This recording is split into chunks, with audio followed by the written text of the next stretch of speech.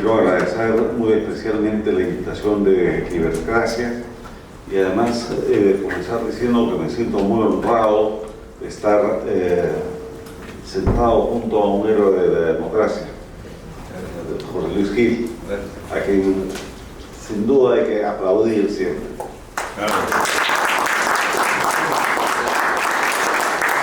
Así mismo es un honor, entre otros, ver al general Baella, al almirante Calisto. Creo que nos pone la valla bastante alta. Muchas gracias y a todos ustedes. Bien, la idea que he pensado para conversar esta mañana es hacer un enfoque de la crisis política desde un ángulo un poquito diferente de la sola coyuntura del día a día. Yo los invito a pensar, como suelo hacer más bien con mis alumnos en el doctorado de Ciencia Política, a pensar en el Perú permanente y a partir de ahí ver qué es lo que está pasando hoy día. La primera idea es que veamos al Perú como un país central. ¿Qué nos pasa siempre? Cada vez que nos enseñan historia, cada vez que nos enseñan geografía,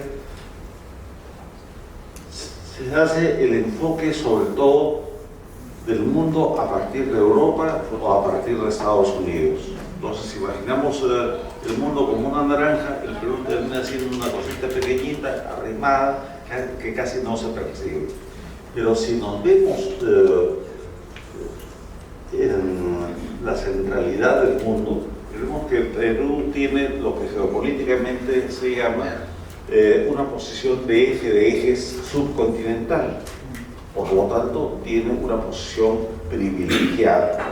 Privilegiada por muchas cosas. Las posibilidades del comercio con Norteamérica, las posibilidades del comercio andino. Tenemos una posición privilegiada, además con acuerdos ya negociados para entrar con aranceles preferentes a Europa y por supuesto somos la gran puerta de entrada a todo lo que es el Asia-Pacífico. Entendido así el Perú, entonces ya tenemos que hacer un primer ejercicio al cual invito a todos. Olvidarnos del prejuicio de vernos como una especie de sociedad inferior.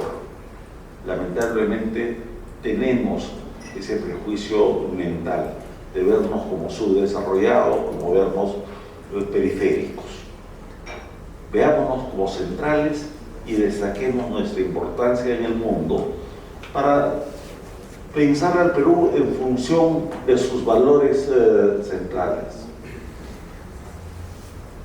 En términos de política de seguridad y de defensa, desde mi punto de vista, el problema central en el Perú no es la política en sí misma. El verdadero problema que tiene el Perú es de seguridad interna y de defensa nacional. Si entendemos esto, entonces nuestro enfoque en la lucha ideológica, en la lucha programática y en la lucha política cambiará enormemente.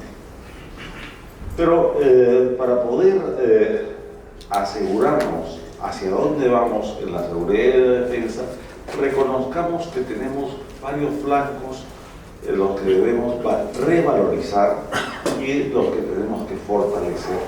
Somos un país andino, eso nadie lo discute. Somos un país amazónico. Somos además un país bioceánico.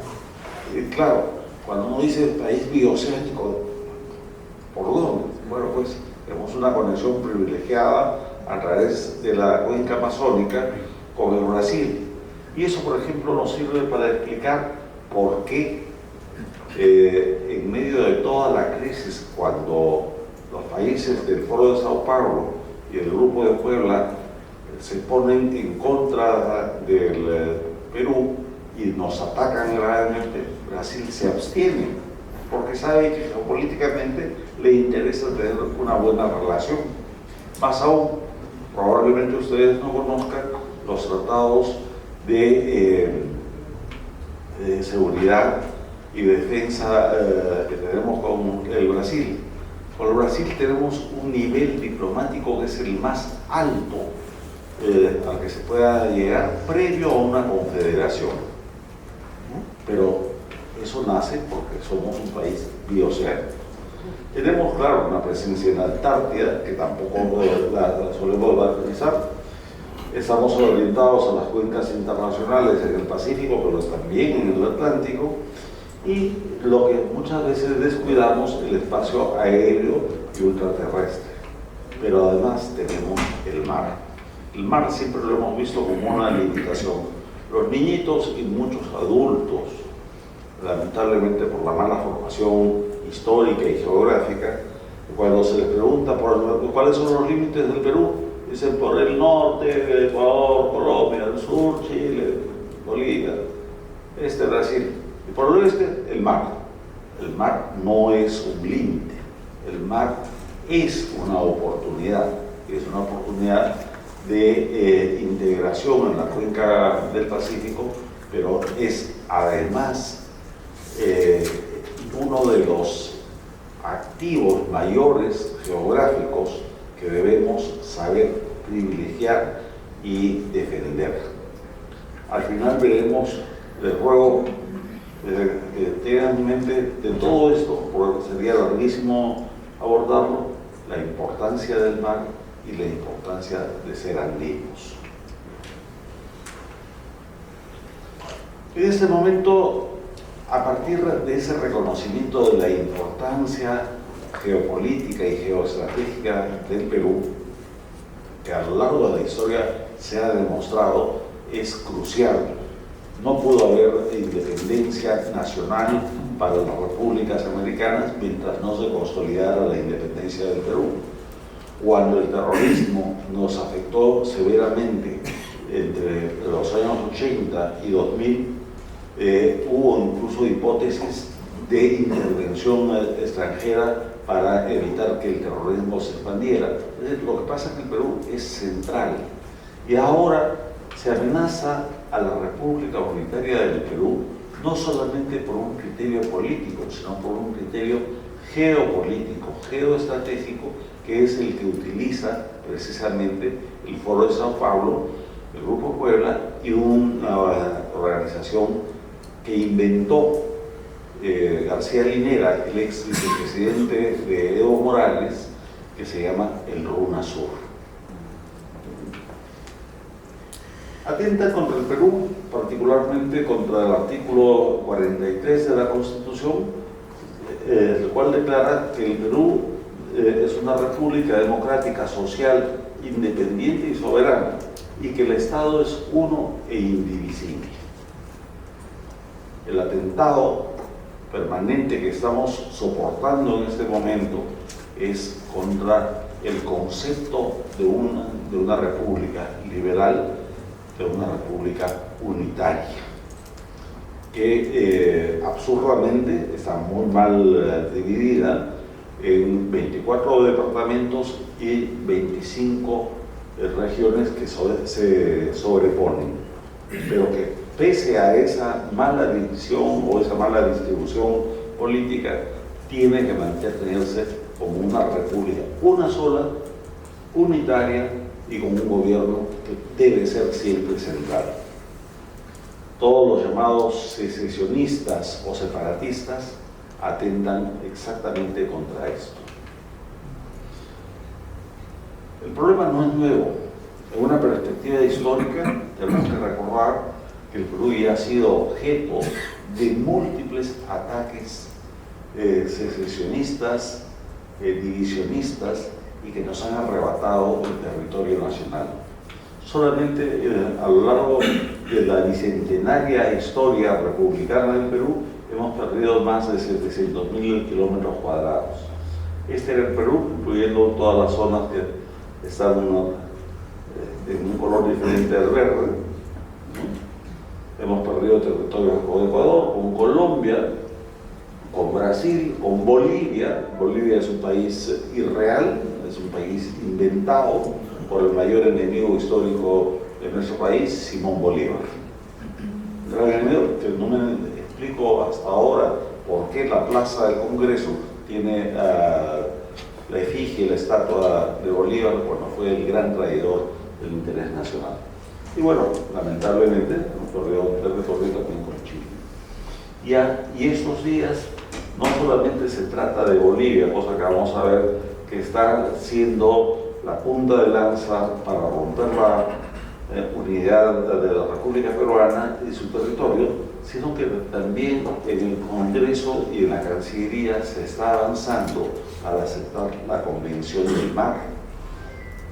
Es decir, para perder la tesis que hemos defendido durante tanto tiempo y de una manera fundamental los patriotas, la tesis de la soberanía de las 200 millas.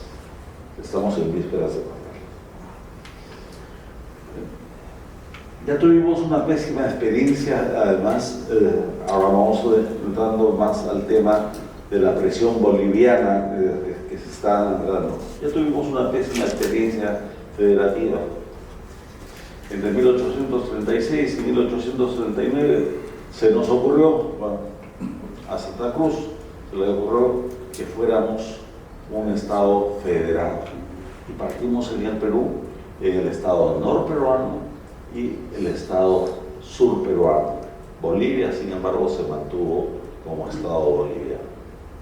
Bolivia ha sido el estado más traidor, ha sido el estado más cizañero y el estado más enemigo del Perú, por encima de lo que podamos pensar de enemigos históricos militares como Ecuador y como Chile. Bolivia es lo peor que ha podido pasarle al Perú. Y ya tenemos la mala experiencia.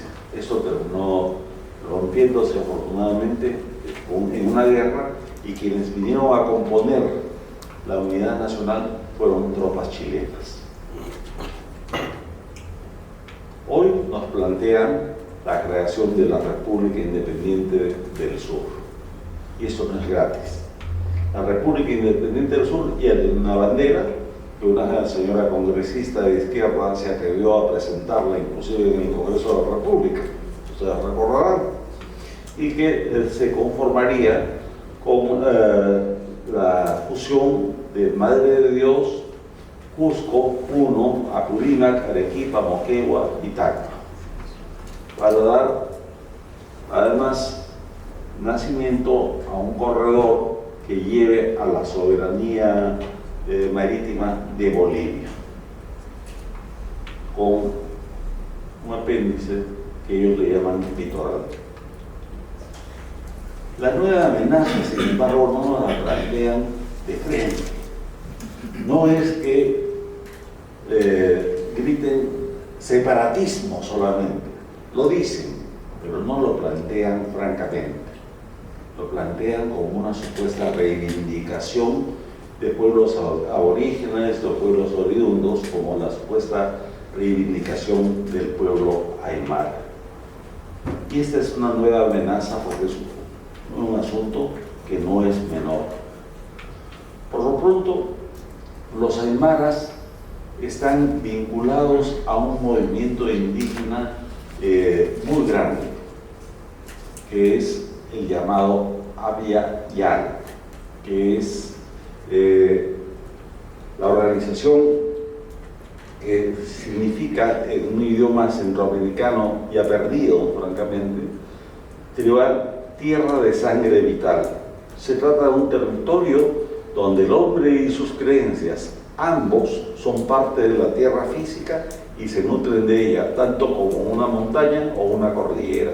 No ha desaparecido pese a la modernidad y se congrega en la Asamblea de los Pueblos, un organismo que nadie conoce con exactitud cómo funciona, porque se reúnen una vez al año, se reúnen de manera semiclandestina y acuerdan movimientos o movilizaciones de grupos indígenas en todas las Américas y planifican una serie de acciones que son particularmente graves por ser singulares.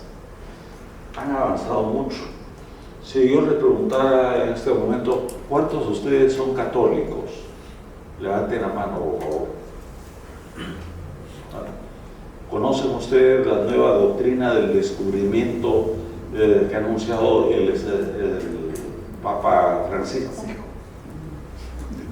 Sí, simplemente es una nueva doctrina revolucionaria de izquierda con ideas marxistas dentro de la Iglesia de los Católicos, yo no lo soy, y que reivindica la devolución de las tierras a los pueblos originarios. Esto parece una fantasía, pero hay un plan que se llama el Plan 12 de octubre, y ese Plan 12 de octubre es el que debe ejecutarse el año 2030 con una insurgencia de los pueblos indígenas a nivel continental. Es un tema que seguramente los especialistas en estos movimientos podrán explicarles con mucho detenimiento. Y han desarrollado pues toda una cosmovisión y teorías que desde mi punto de vista no son más que farsantería, pero que calan en el imaginario público. Entonces, hacen todo tipo de extrapolaciones religiosas, míticas, geográficas y simbólicas que convencen a la gente en sus movilizaciones. Tenemos así símbolos como lo que en un congresista dijo la bandera de Chifa, que en realidad es la huifala, ¿no? Pero la huifala es que ciertamente es despreciable por nosotros, porque la huifala es una creación reciente que empieza a trabajarse en el año 1973 y termina consagrándose en la Constitución de Bolivia como un símbolo de la patria, más o menos como la escarapela que usamos los peruanos. No llega a ser bandera, sino un símbolo de la República de Bolivia. Y son emblemas políticos, pero se les ha asignado un simbolismo muy desarrollado y un uso revolucionario. Si quieren curiosear, fantasear y perder el tiempo, pueden encontrar teorías de lo más esotéricas, ¿no? De que cada cuadradito de la huifala tiene un significado en el arco iris, y que el arco iris no solamente es el arco iris de los gays, sino también el arco iris de los pueblos. Hay toda una fantasía, pero es la creación de la impostura de una cultura que busca algo peligrosísimo: el supremacismo aymara. Así como los negros en Estados Unidos han avanzado en el sentido de tener una pretensión supremacista. ¿Se acuerdan de este movimiento Black Lives Matter? Igual, en el Perú ya nos están diciendo que los aymara están por encima de los quechua, por encima de otras etnias, por encima de todos nosotros los mestizos, y se está creando una corriente que pretende justificar no solamente ese pueblo, sino su separación del Perú. De hecho, ya hemos venido transitando sin saberlo por esto. ¿A quiénes hace acordar esto de la chacana? Al que está por venir. No se lo permito. No se lo permito. Pero, sin embargo, dentro de esa simbología densa, acá tienen al personaje que fue el creador, Germán Choquehuanca Condori. Él es el inventor de la huifala. Es autonombrado Inca Huáscar Chuquihuanca desde el año 2002 y propone la restauración del Tahuantinsuyo. Entonces, les ruego, traten de volver a la primera diapositiva. El Perú, país central, el Perú que tiene una importancia andina, una importancia marina, una importancia geopolítica, está bajo ataque. El ataque no es solamente de las ideas marxistas que combatimos, no es solamente de la caviarada a la cual abominamos. Hay un ataque consistente de tipo cultural muy profundo y bastante complejo de entender, pero que tenemos que hacer el esfuerzo de estudiar para poder enfrentar. Y tenemos que enfrentar, porque miren, hay una simbología densa que no podemos desdeñar, porque ha calado en el pueblo y es peligrosa. Ha hecho simbiosis con la pluriculturalidad, plurinacionalidad y plurietnicidad, que son los términos utilizados por ¿quién? El militarizado Partido Comunista del Perú. Y en esta foto tomada en la bandera de Chile, ¿con quién comparten? Con el Chapo Rojo. Con terrorismo. Exactamente. Comparte con el terrorismo. Pero no podemos entender el movimiento terrorista, no podemos entender la interpretación comunista que se hace en el Perú desapegada pues a estas teorías que suenan fantasiosas pero que están vigentes y que sí calan lamentablemente en el pueblo del mundo altoandino. Ahora, ellos están organizados en grupos propios. Habíamos dicho el Foro de Sao Paulo, habíamos dicho el Grupo de Puebla, pero en particular el RUNASUR, que es el reemplazo del fracasado UNASUR, que utilizan la huifala como símbolo de la creación de algo que ellos proclaman y hacen una simbiosis entre lo que era la cátedra grande socialista del marxismo clásico con la patria grande socialista y bolivariana que se propugna dentro del socialismo del siglo XXI. Esta cuestión no es para pasarla desapercibida. Nosotros tenemos la bendición de que hemos podido resistir. Aquí con el almirante, con el general, hemos compartido la calle muchas veces en las protestas, que no entiendo por qué se han desactivado las movilizaciones sociales. Hemos podido frenar de alguna manera al régimen de Castillo y estamos empezando a reconducir, tengo mis dudas hacia dónde, pero por lo menos hemos frenado la caída.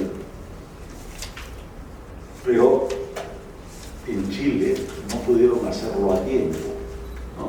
La trata de grande socialista y bolivariana se pretendió plasmar en Chile, donde dividieron el territorio en 12 autonomías frustradas en un proyecto de constitución que felizmente se sometió a votación y fue desaprobado el año 2022.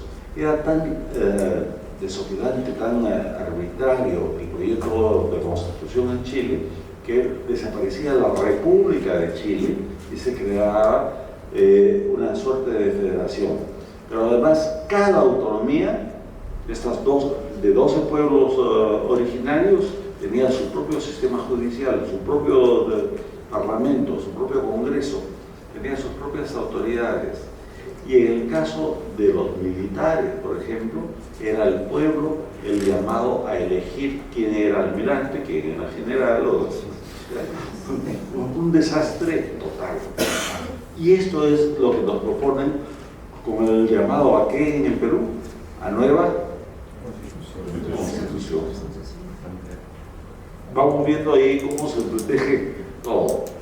Como suele decirse, el muñeco empieza a estar armado. Y no es casual donde se producen la mayor cantidad de ataques subversivos y secesionistas. Si ustedes ven, este es nuestro mapa, esta es nuestra frontera con Bolivia, y los puntos rojos son los de mayor incidencia de quienes pretenden dividir al país dentro de ese plan de desaparecer a nuestra república.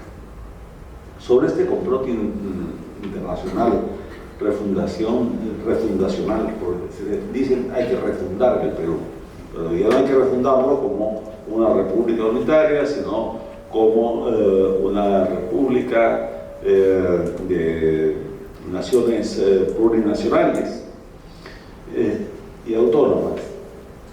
Sobre esa base nosotros hicimos la denuncia constitucional contra Pedro Castillo por traición a la patria cuando se le ocurrió decir que le daría mar a Bolivia.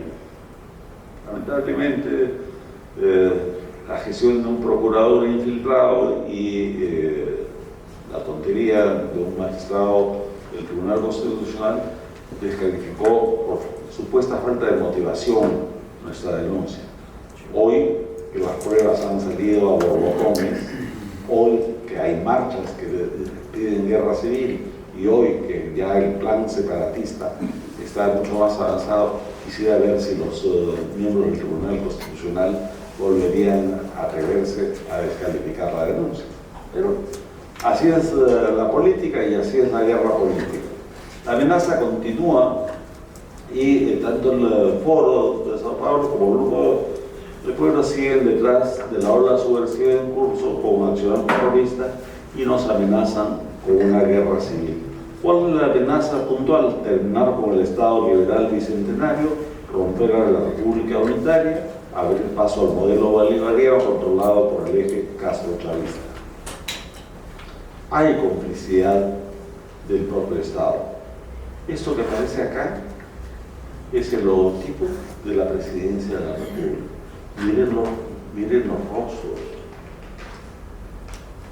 Dice, hagamos juntos un Perú mejor. Yo les pregunto, ¿en alguno de estos rostros se reconocen ustedes? Lo que pasa es que nosotros somos un pueblo mestizo. Si me dicen que los aymaras son más importantes que los quechuas, yo les diría, bueno, yo, Hugo Guerra, nací en Jauja, soy jauquino, ¿y por qué los sausas, como suele pronunciarse, no aparecen reflejados en esta selección? Hay una manipulación ideológica, política, conceptual del más alto nivel. Y el Estado, el propio Estado, no sé si sabiéndolo o sin saberlo, es cómplice de la autodestrucción de la República Peruana. Según la base de datos del Ministerio de Cultura, se tiene información de 55 pueblos indígenas en el Perú, siendo 51 de la Amazonía y 4 de los Andes. La población indígena amazónica está presente en 11 departamentos del país, 11 sobre 24. El 25% de la población nacional, 8,5 millones de personas, se identifica como indígena u originaria y se habla de 48 tipos de lenguas en el país. Estamos hablando de 8 millones de personas sobre un total de 34 millones de peruanos. ¿Tiene sentido dividir al país por etnias originarias, convertirnos en plurinacionales, cuando hemos avanzado tanto en una fusión que comienza con la bula real de 1503 de que se ayunten y se casen los indígenas con los españoles? Vamos a romper ese proceso de formación de una nación para retrotraernos y devolvernos al separatismo.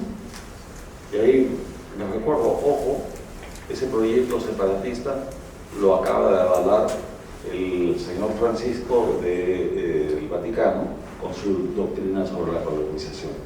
Es bastante más complicado. Los 4 pueblos andinos principales son quechuas, ayánicas, aymara y aguajún. ¿Y qué pasa con el resto? 25,5 millones de mestizos. No nos toman en cuenta. Entonces, los aymaras tienen una narrativa de supremacismo. Ellos, y ojo, eso es bien peligroso, bien peligroso. Si entre peruanos comenzamos a creer que unos son superiores a los otros, estaríamos repitiendo nada menos que el esquema nazi, solo que adaptado a circunstancias y a colores diferentes. Jurídicamente los aymaras no son propiamente una nación. No lo son porque históricamente, además, era un conjunto de pueblos que los incas dominaron. No son una raza. La raza humana es una sola, dividida en 2 subespecies, machos y hembras, punto. Pero Hay un flujo migratorio enorme de Bolivia, hay un flujo migratorio fuerte de Argentina y del propio Chile hacia el Perú. ¿Cuál es la moneda más fuerte en este momento en la región? El sol. ¿Cuál es la economía? Pese a todas nuestras desgracias, la economía más estable, la peruana. Acá hay juegos que se están dando. Y detrás de esa migración hay servicios de inteligencia que ya sabemos que agitan el problema. Entrar a Tacna ahora es bien complicado. Para que tengan una idea, solamente en Semana Santa entraron 13.200 vehículos chilenos. Quien conoce Tacna, lo conoce perfectamente, 13.200 vehículos los deben haber dejado en el desierto porque colapsan en la ciudad. Imagínense con una migración que en este momento en la frontera presiona con más de 5.000 personas.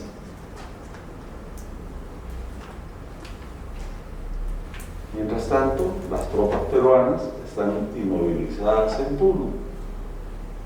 Y ahí concurro como el almirante Calisto y don José Luis Gil.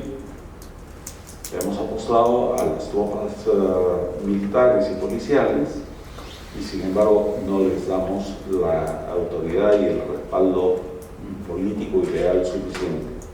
Puno sigue siendo controlado por Sendero y las fronteras internacionales están a un paso de ceder. La situación es gravísima. Detrás del neoindigenismo también está el interés de la nueva geopolítica del narcotráfico, que incluye la unificación de las cuencas del Braen y del Chapare, así como la intervención de los carteles mexicanos, cubanos, colombianos, venezolanos e islámicos en territorio peruano. Estas son las rutas de salida de la droga y tienen como eje central al Perú. Dentro de ese eje, uno de los principales puntos es la frontera con Bolivia. Tenemos presencia de Irán a través del Hezbollah en el Perú. Aquí ahorita se acaba de liberar, en primera instancia estamos apelando, y digo estamos porque estoy vinculado al caso, para que se le dé prisión por terrorismo a un agente del Hezbollah. Hezbollah es la organización islámica terrorista que actúa en Palestina y que es pagada por los iraníes. Los iraníes, recuerden ustedes, que tienen presencia en América Latina, sobre todo a través de Venezuela, donde controlan no solamente a las Fuerzas Armadas, sino manejan todo el negocio de los soles, que es el cártel de la droga venezolana. ¿Y a quién tenemos acá? Al cabecilla peruano del Hezbollah, es Edward, así se ha puesto, Edward Hussein Quiroga Vargas, cholo peruano, pero que ya se puso el Hussein porque se ha convertido a musulmán, en la ciudad santa de Qom, en Irán. ¿Con quién está? Con su amigo.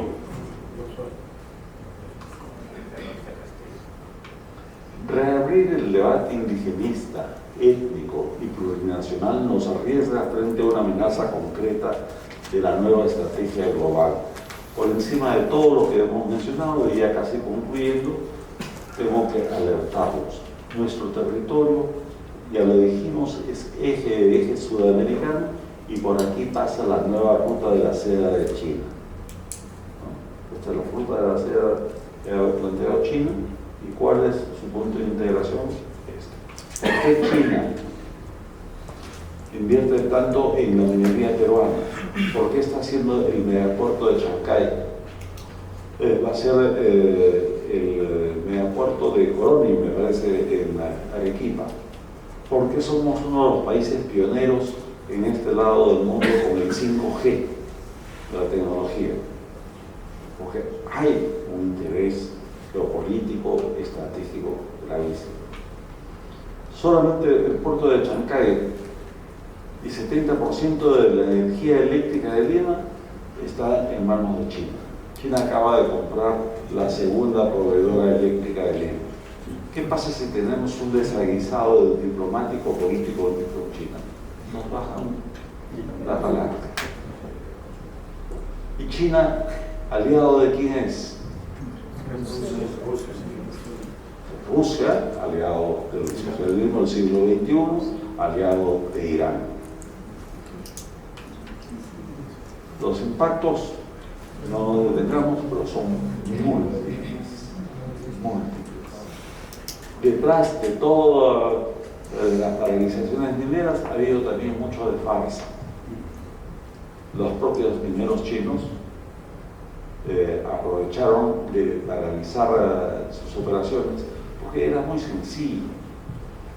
Frente al superciclo de altísimos precios mineros, era un buen negocio paralizar las operaciones porque las utilidades estaban garantizadas a un menor costo de gasto fijo, con lo cual alentaron que hubiera violencia aparente en muchos establecimientos o en muchas localidades donde se hace la explotación minera. A manera de conclusión, retos desde la ciencia política, que es lo que a mí me toca y es mi especialidad. ¿El Perú es una nación o está en construcción? De hecho, todavía no estamos totalmente fusionados. Hay que retomar el largo debate de Mariate y de Haya, de Ribagüero, de Laúnde, García Calderón, Barrenechea, Leguía, Sánchez, Basadre, de Quesada, de la Puente, etc.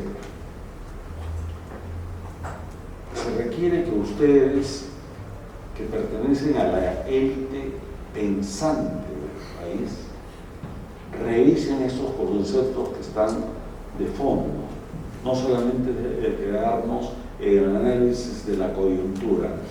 Saldrá Dina, Diana Castillo, ¿cuántos meses lo van a tener preso? Betsy Chávez entra a la cárcel, a Toledo lo trae.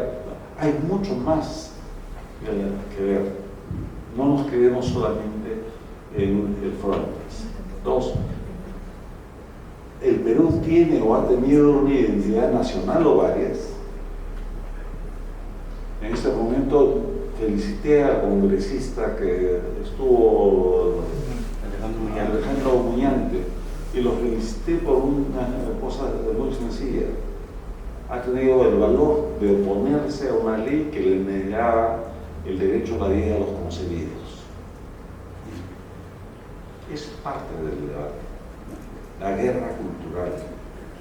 Debemos librar una guerra profunda. No quisiéramos que mañana se apruebe y se acepte la sentencia de la Corte Interamericana que sanciona al Perú por no permitir que los homosexuales tengan manifestaciones de su cariño. Mañana nos exijan, como en Chile, que a los 12 años de edad los niños puedan decidir su cambio de sexo. O sea, tenemos una lucha cultural para mantener nuestra identidad, nuestros principios y nuestros valores. Hay que ser recios en la polémica del hispanismo versus el nuevo indigenismo, por esa una cuestión trasnochada en la globalización. Sin embargo, justo ayer, revisando lo del Vaticano, me quedaba asombrado cómo reabren temas totalmente superados y promueven un debate estéril. Cuarto, el renovado etnocentrismo indigenista es contrario a la unidad. Cuando vengan a decirle que son superiores y que hay que respetar a las etnias, evidentemente hay un respeto básico, hay un aprecio por las culturas originarias, pero que son superiores a los demás peruanos. El mestizaje es la gran alternativa unificadora. Debemos reconocernos como un país cholo. Somos cholos, tenemos todas las sangres, pero bien entendida, no toda la sangre de Toledo. No importa si somos más oscuros o más claros, somos un país mestizo y debemos realmente estar orgullosos de nuestra identidad. Quitémonos, sobre todo los más jóvenes, el prejuicio de sentirnos inferiores que muchas veces se pone en manifiesto. Debemos abrir el debate sobre la construcción de una identidad peruana desde el cosmopolitanismo y no desde el etnocentrismo. Sí, somos una ciudad, un mundo plural, somos un país que puede aceptar muchas corrientes políticas, económicas y sociales, en tanto se respete nuestra identidad como peruanos. El problema no es solo político, sino sobre todo de seguridad interna y defensa nacional. Ya basta de desgallitarnos por las candidaturas, por las ideologías, por cosas que terminan siendo secundarias cuando el país se nos cae de las manos. La seguridad interna y la defensa nacional es lo que debe privilegiarse. Y finalmente los invito a revalorizar la frase de una socióloga y periodista de la década del 60, María Alicia Romero, que decía: el Perú debe buscarse a sí mismo. Busquémonos a nosotros mismos dentro de nuestra condición de peruanos. Busquemos nuestra identidad y seamos orgullosos de nosotros. Republicanos, libres, independientes, autónomos y profundamente anticomunistas. Muchas gracias.